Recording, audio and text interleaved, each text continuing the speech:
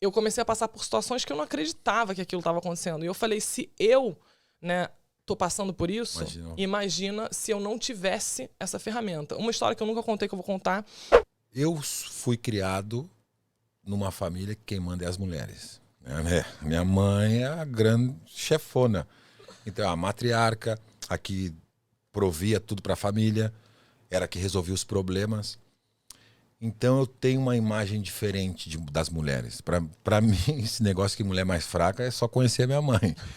Pô, várias histórias. Uma vez ela deu em vários homens. Ela deu num cara, um zelador de um condomínio que tinha dado um chute no meu irmão. E ela foi lá dentro da casa, só uma historinha para. Ela foi lá dentro da casinha do zelador e eu e meu irmão, cara, tinha 8 anos, o Fabrício tinha 6, eu tava assim na frente da casinha e começou um brado. Eu falei, o cara tá dando na minha mãe. Quando vê, saiu o cara correndo e a minha mãe, tipo de uma. É ancinho que se chama, tipo de uma vassoura de prego, dando nas costas dele, porque ele tinha chutado meu irmão. Uma historinha só para dizer que na minha família, mulher fraca ou sexo debilitado não existe. E eu tô falando isso por quê? Porque eu fico assustado algumas vezes quando eu falo com minha prima, com as mulheres da minha família, amigas, como o homem é podre na rua, no trabalho. Eu não sou um santo, mas tem coisas que eu ouço a minha prima falando assim, que, tipo, os caras falando na rua ou fazendo gestos que eu falei, não pode, Viviane, como é que um homem vai fazer isso pra mulher? Ela, primo, tu não sabe da missa a metade do que a gente passa. E eu, como eu te falei, eu não tô querendo dar uma aqui de bom samaritano, só que eu nunca fiz isso e não tenho amigos nesse ponto de podridão. Então, para vocês, mulheres, devia ser mais ainda, né? Agora tá um pouco melhor, só que deve ser horrível, né? Tu tá trabalhando e tu ouviu uma coisa super grossa e totalmente fora de contexto. Eu acho que é esse tipo de coisa que tu fez tu crescer e tá trabalhando com as mulheres hoje em dia. E tu deve ter passado por isso. Muitas vezes. Por exemplo, em Londres, qual foi uma situação que eu não acredito que esse cara falou isso, ou ele tá tendo essa atitude? Teve várias, né? Ou não? Tive várias. E é muito interessante, porque essa fase em Londres foi quando eu comecei a anotar quais são as situações que as mulheres passam na vida, né? Porque, assim, crescendo, o meu pai, ele nunca deixou a gente, por exemplo, dormir em casa de amigo, dormir em casa de primo, né? A gente tinha um controle sem perceber, porque eu tinha muita liberdade em casa, né?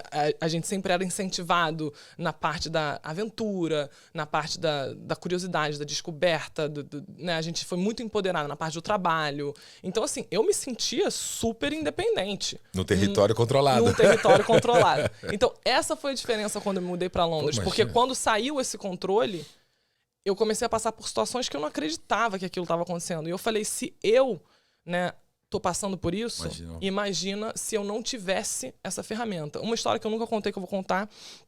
Uma vez eu tava na casa do meu primo e tinha um amigo dele lá. E era um amigo do meu primo, assim, bem mais velho do que eu, me viu crescer, me conhecia desde 11 anos de idade. Então, assim, eu tinha um relacionamento, é o amigo mais velho do meu primo. Um tio. Um tio, praticamente, exatamente. E aí teve e ele era casado na época, a esposa dele estava grávida. Então, assim, na minha cabeça, né? E aí eu tava ficando na casa do Roger, nessa época, e ele por acaso foi dormir na casa do Roger esse dia também.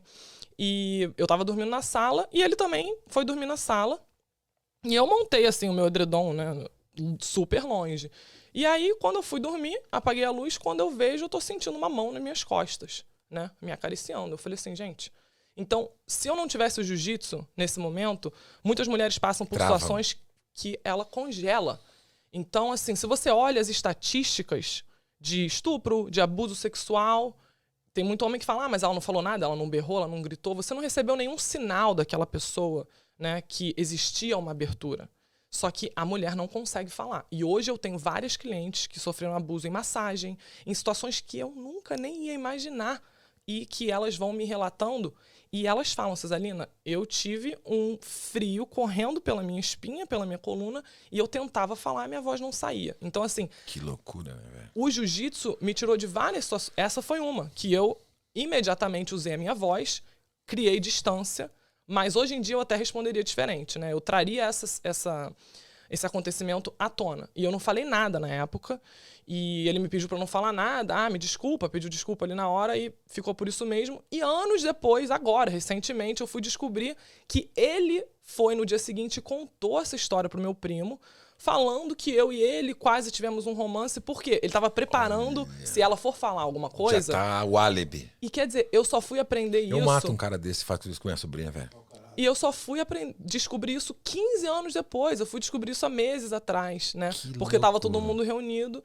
E através desse trabalho que eu faço, a Kira, a gente trabalha muito junto, ela vai me guiando, né? Muito, assim, eu aprendo muito com ela. E ela começou a verbalizar várias coisas que ela passou, inclusive com proposta de patrocinador na época.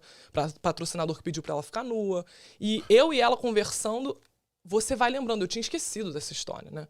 E aí você vai lembrando, eu falei dessa história e ela falou, César, você tem que falar sobre isso, né? Porque a gente tá na linha de frente. Se a gente não fala, que exemplo que a gente tá dando? Porque senão a gente fica muito distante. As mulheres acham que, não, mas elas nunca passaram por nada, então elas não me entendem. Não, a gente entende. A gente passou, mas a diferença é que o resultado não foi traumático ou negativo, porque a gente tinha as ferramentas do jiu-jitsu. A gente tinha a autoconfiança para usar a voz, para estabelecer distância e para falar, não, isso aqui não é ok. Né? Mas às vezes você não tem maturidade para saber lidar, você não tem essa malícia de saber, não, eu tenho que contar, porque essa pessoa ela vai me difamar e vai falar que eu tava dando oportunidade para uma pessoa que é casada, que é esposa. O que você tá falando, meu cara? Então, assim, esse tipo de controle, às vezes a gente não vai ter porque a forma que o outro vai comunicar é do outro. Mas você quer chegar em casa e saber que você conseguiu estar segura. Né? E tive situações com gerente de... Eu trabalhei em restaurante também, em Londres. Não fiquei muito tempo no meio da moda. Trabalhei de garçonete, trabalhei de várias coisas na Inglaterra. Então, tive várias situações de gerente que estava fechando restaurante de me prender na porta. Deus, né? Que loucura, velho. E depois esse gerente...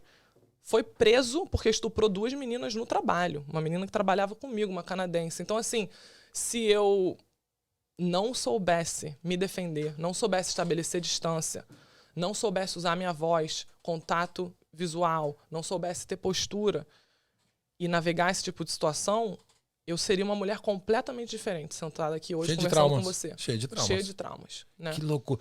Isso é uma coisa... Esse tipo de coisa, como eu te falei, eu não sou santo. Mas eu jamais passo da linha, tá ligado? E isso aí, por exemplo, sei lá, velho, eu sou tão, assim, defensor das mulheres da minha família e fui criado por uma. Se minha sobrinha fala um negócio desse, eu mato o cara, velho. Eu tiro a traqueia dele com as unhas. Não, tô falando sério. Mas, infelizmente, Felipe, que loucura, as estatísticas não mentem, né? Então, não, assim, sim, 8 a cada 10 mulheres sofrem abuso sexual na vida. E em diversas situações, em diversos ambientes diferentes. E, geralmente, não é um estranho no parque que você tá correndo que vai pular.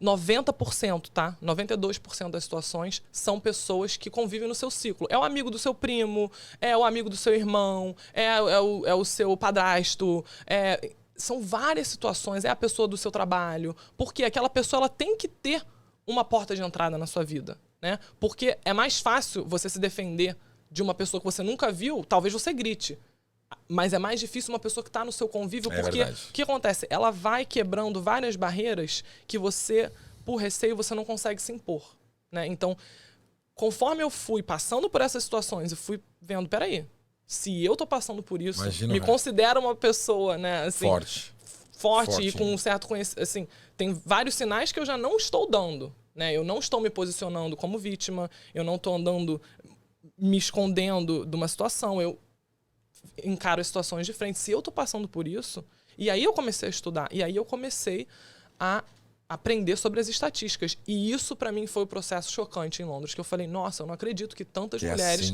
passam por tantas situações a vida inteira e eu tenho conhecimento e ferramentas para ajudá-las, para que elas construam vidas melhores e possam evitar traumas e, no final das contas, possam viver vidas mais felizes, né?